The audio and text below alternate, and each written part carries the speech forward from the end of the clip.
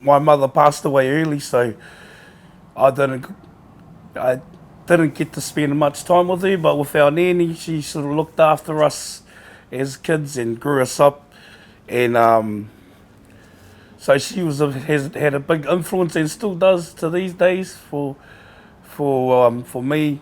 Um, a story about her would be, as kids, she was deeply into her the Hahi Ringatu, which is a church sort of thing.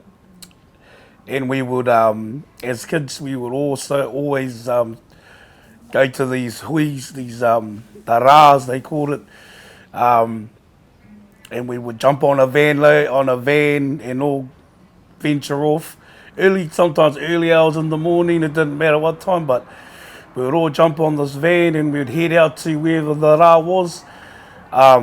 They gave me an opportunity to travel as a kid all over the place, to places like Wairua, down to Napier.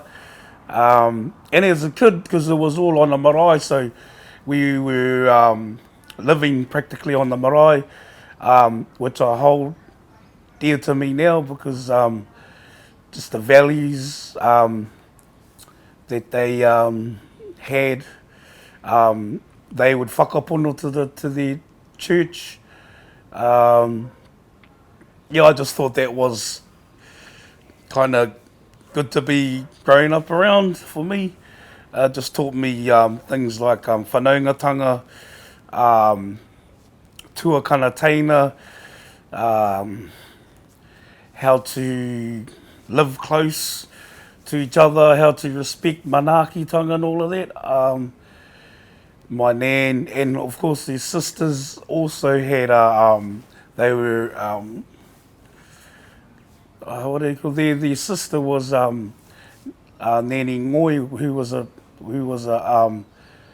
songwriter, and she wrote many songs, so we were able to soak all that up from being with our nan, with my nan, Harata Coleman.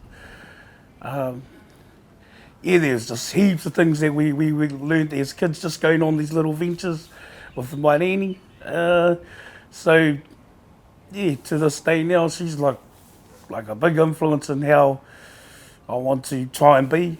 Yeah, and where I want to try and I also want to try and teach my whānau and be involved in that kind of setup as well, so that yeah, my kids can have the same upbringing that I have.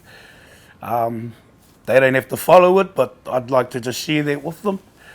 Whakarongo, titiro, kōrero. So basically that means just to listen, to watch, and then to speak.